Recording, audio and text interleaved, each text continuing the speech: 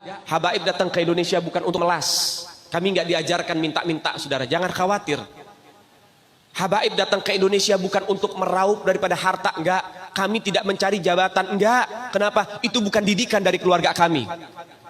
Didikan keluarga kami, lihat bagaimana Al-Habib Salim bin Ahmad bin Jindan, saya punya kakek, keluar masuk penjara. Kenapa bisa keluar masuk penjara? Membakar semangat perjuangan masyarakat Indonesia untuk merebut kemerdekaan, saudara.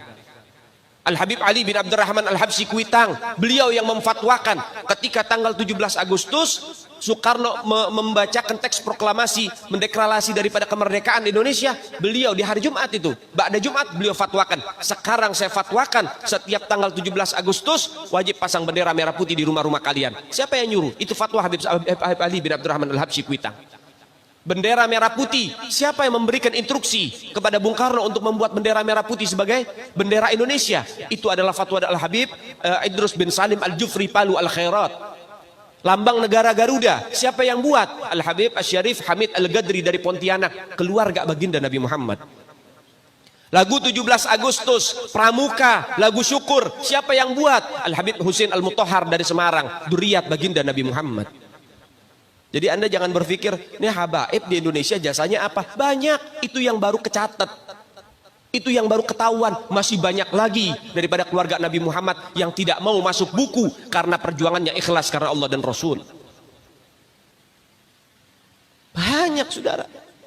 Siapa Imam Bonjol? Semua pasti bilang pahlawan. Betul apa enggak? Imam Bonjol pahlawan Indonesia bukan?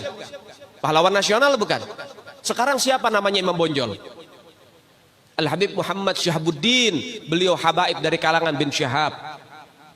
Imam Bonjol itu bin Syahab, masih daripada kakeknya Habib Rizik, saudara sekalian. Itu keluarga daripada Nabiuna Muhammad, keturunan Sayyiduna Muhammad. Banyak lagi dari kalangan para dzurriyyat Nabiuna Muhammad sallallahu alaihi wasallam yang jasanya besar di Indonesia, tapi kita nggak ada yang tahu. Kenapa? Karena itu kami nggak cari popularitas, kami nggak cari madah pujian, kami nggak cari tempat kedudukan, yang kami cari ridho Allah dan Rasulnya.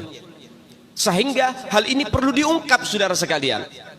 Bagaimana keluarga Nabi Muhammad jasanya besar, dan umat ini harus dihubungkan kembali dan dieratkan kembali kepada keluarga baginda Nabi Muhammad. Ini akhir zaman, kita semua ngelihat kok bagaimana gencar-gencarnya di media sosial apa upaya untuk supaya memisahkan umat Islam dengan keluarga baginda Nabi Muhammad. Upaya keras supaya habaib dibenci ada di Indonesia. Mulai Habib dengan kiai diadu, Habib dengan ustadz diadu. Mulai ada hal-hal semacam itu. Apa? Dendam politik, saudara. Gak keluar dari situ. Karena dendamnya kepada Habib Rizik sehingga akhirnya demikian. Habib Rizik itu siapa? Keluarga Nabi Muhammad, keturunan Nabi Muhammad, cucunya Nabi Muhammad. Beliau bukan penjahat kok, bukan koruptor. Beliau nggak pernah bawa lari uang rakyat. Beliau nggak pernah ngerugiin negara. Beliau tidak pernah mencemarkan nama baik negara. Beliau itu bukan penjahat, saudara. Bukan penjahat. Apa masalahnya dia?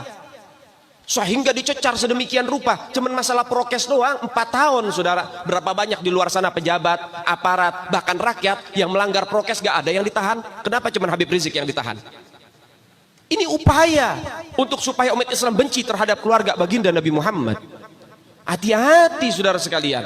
Nabi bilang, man mata ala bugdi ahlul bait mata yahudian atau nasranian. Siapa orang yang mati membawa benci kepada keluarga baginda Nabi Muhammad, dipastikan mati dalam keadaan Yahudi ataupun Nasrani, atau dalam bahasa daripada sederhananya mati dalam keadaan murtad.